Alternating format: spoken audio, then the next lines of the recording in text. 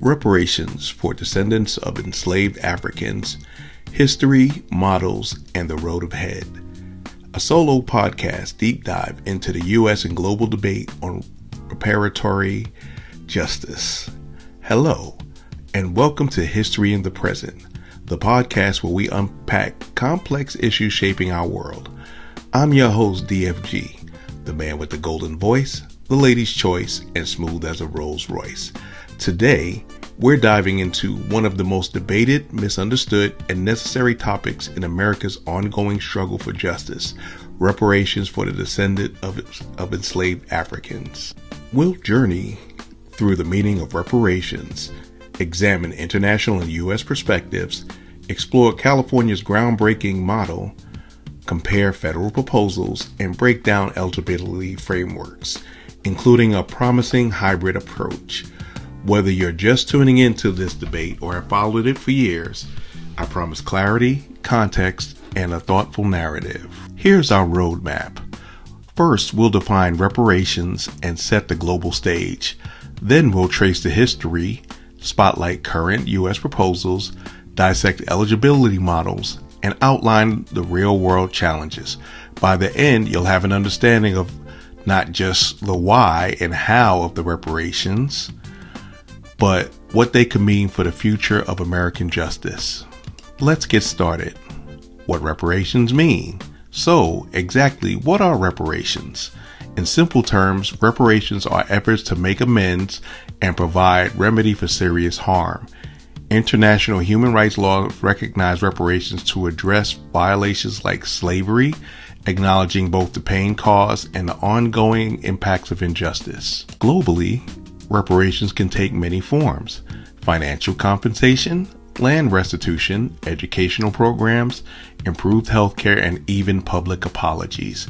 Think of them as society's way to repair what is broken, not just with word, but with concrete action. The scale of harm is staggering. During the transatlantic slave trade, over 30 million Africans were violently uprooted. Yet no country has fully confronted this past or provided comprehensive reparations. The need remains, and the conversation is global. Historical and international perspectives.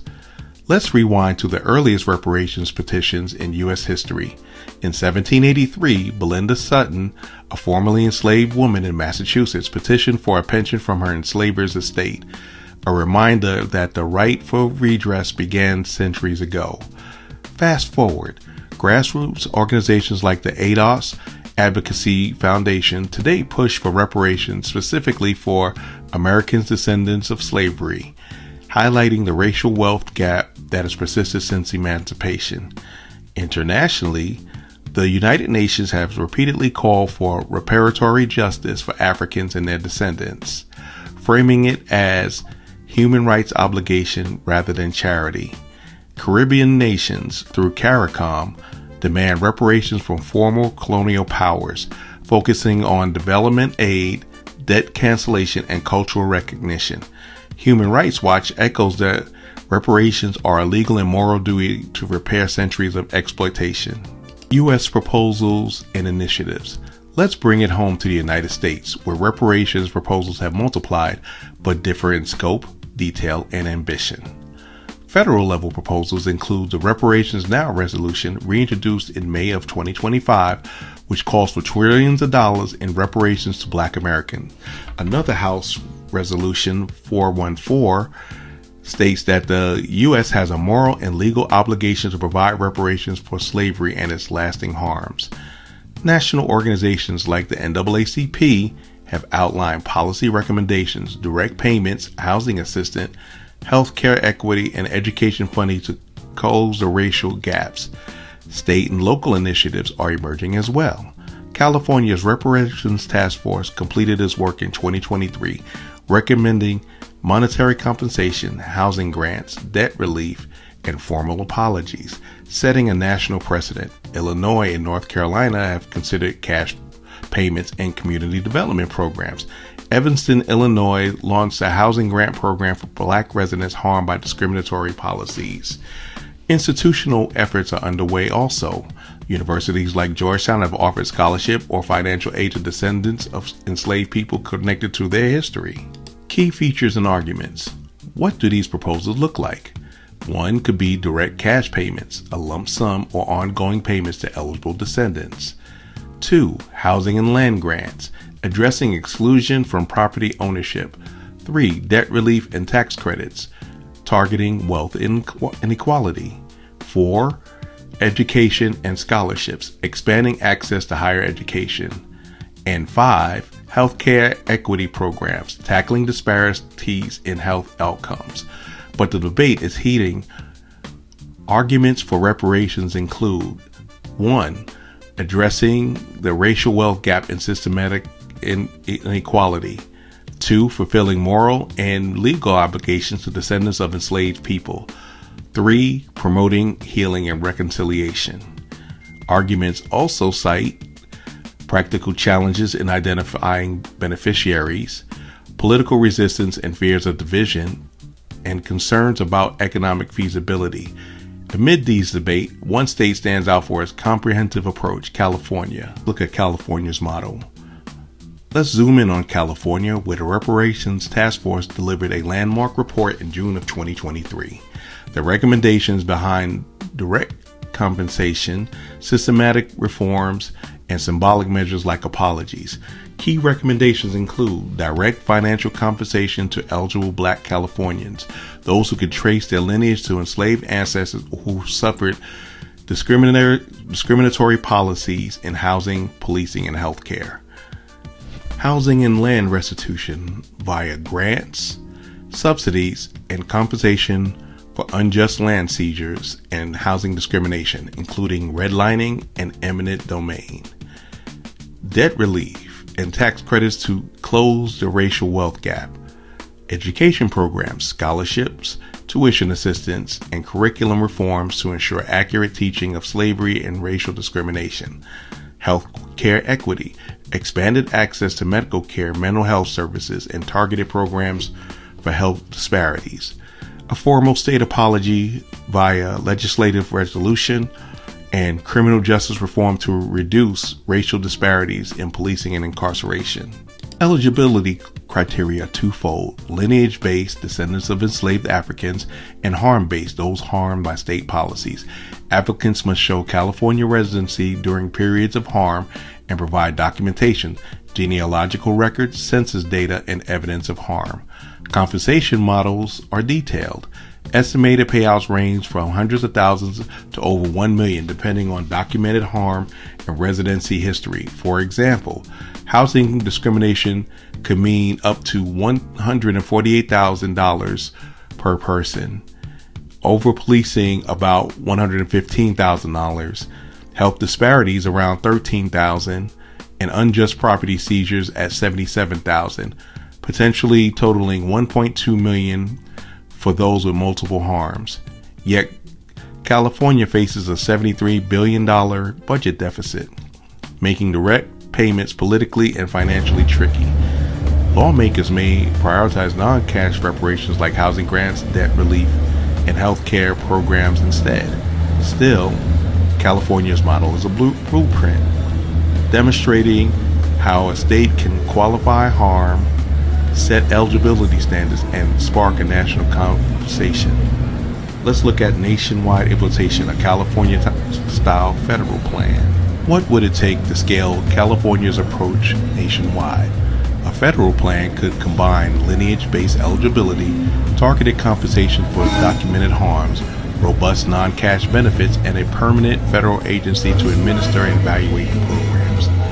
Core components would include lineage-based eligibility, descendants of enslaved African with federal verification protocols, harm categories, compensation for housing discrimination, over-policing, incarceration, health inequities, and property seizures, hybrid reparations, direct payments, plus housing grant, debt relief, education benefits, and healthcare equity and justice reform. Formal national apology, federal resolution, and presidential proclamation. Permanent federal agency and Office of Reparations to oversee programs, standardize eligibility, and evaluate impact. Governance would involve interagency coordination, including HUD, DOJ, HHS, Education, Treasury, and more, plus advisory councils of descendants and civil rights groups. Transparency and accountability would be critical with annual public reports and audits. Eligibility will center on documented lineage with accommodations for gaps in historical records and community attestations. Harm-based eligibility would expand to residents who experience discrimination during specific periods. Compensation and program design would mirror California's harm-specific calculus but scale to a national scope. Through direct payments, housing remedies, debt relief, education, healthcare, and justice reforms. Funding would draw from general populations, trust funds, state cost sharing, and voluntary institutional contribution. A phased rollout, agency setup, pilot programs, national scaling, and ongoing evaluation would allow for iterative policy making and capacity building. The goal? To target the racial wealth gap at its roots, provide national consistency with local adaptability, and build a durable system for redress. Let's look at eligibility frameworks, lineage, harm, and hybrid models. Eligibility is the heart of the reparations debate. Now, who do you define who qualifies?